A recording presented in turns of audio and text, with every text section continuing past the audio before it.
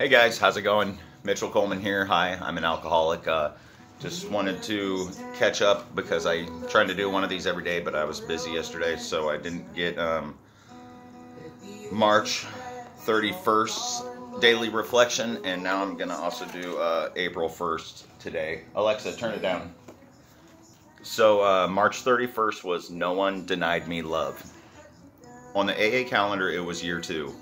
A newcomer appeared at one of these groups. He soon proved that his was a desperate case, and that above all he wanted to get well. He said, "Since I am the victim of another addiction even worse stigmatized than alcoholism, you may not want me among you."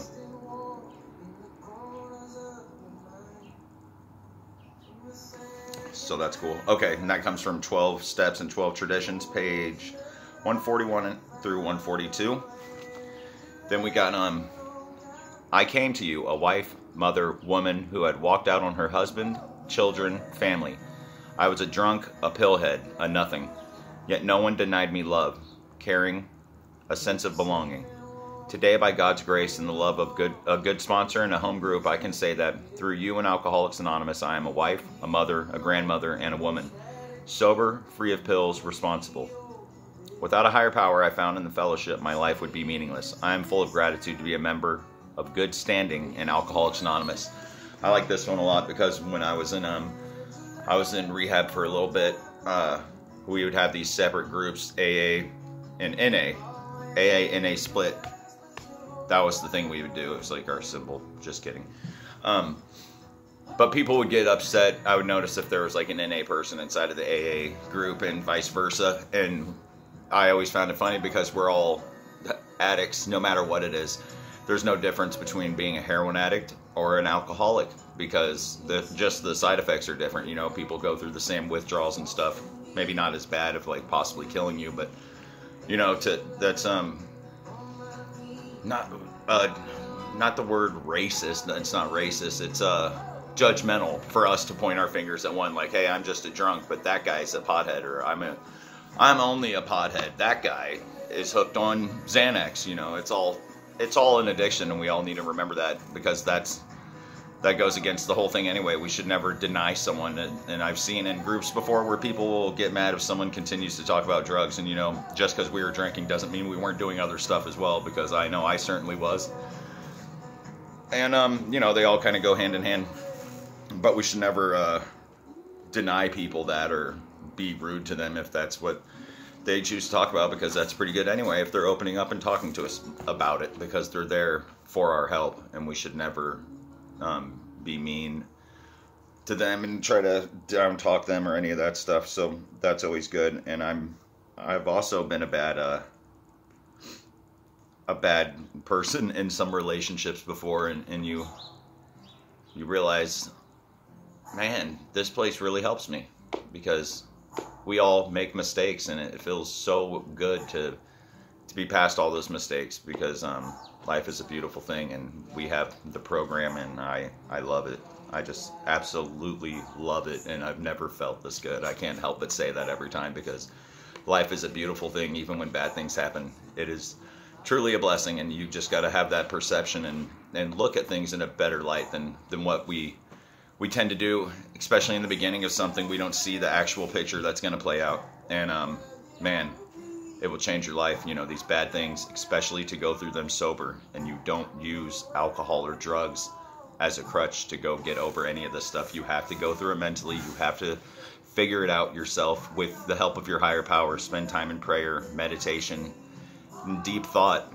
Think about what the actual problem is that's making you feel this way. And that's what you can fix. So what is driving us to want to drink? What really is driving us to want to use drugs?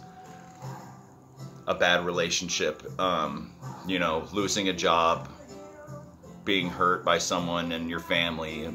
There's so many cases and different scenarios that I can't list them all, but you know, we're all different, and some things can drive us to that point of absolute depression, high anxiety, desperation, and we're so used to having alcohol or drugs to crawl back to help us cope with these problems, when really, I've said this before, it's just alcoholism and drug addiction is just a symptom of our underlying problem, which we need to fix, and we can do that with the help of Alcoholics Anonymous. That's why it's very important to have a sponsor. It's very important to have someone to be able to talk to and relieve this stuff. And they also say in the big book, say you're a Catholic, you could go to confession, and there's something about talking to someone else about it that's such a freeing feeling, and gives you that clean slate to start building. It gives you that solid foundation to start building your recovery upon that. And that's where I am right now, and I can't say this enough. Those that are still battling it and trying to get through it, get a sponsor, get someone that can help you with it, because I promise I've tried it without. And if you take my opinion, I've been struggling with addiction for, I've got to say, since I was 15, and even younger than that.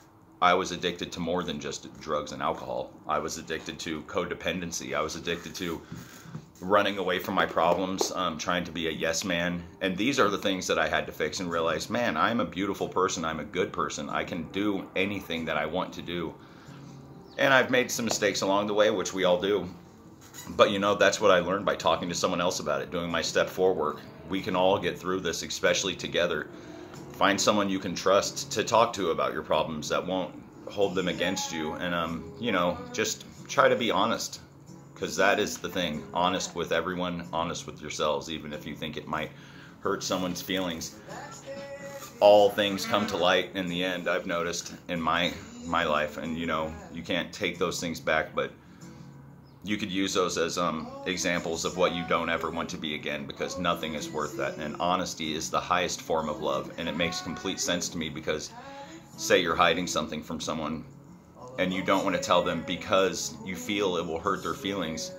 In the long run, it's going to come to light, and all that time in between is going to really mess stuff up, because then they're going to wonder what was really going on, that was lying the whole time, whether it be a small lie or a big lie. They're all the same lie. And I just urge anyone that's holding anything back out of trying to protect someone, trust me, it's not protecting them. It's only protecting yourself from not wanting to deal with any of the pain you might feel, which you most likely deserve anyway. And that pain helps you grow, so let's all remember that. I guess I'm going to do another video for this, for the daily reflection today. So that one's that one. I love you guys, and I hope you have a wonderful day. God bless you. Stay safe. Continue with social distancing. And let's all be honest and love each other. Thank you, guys. God bless you. Bye.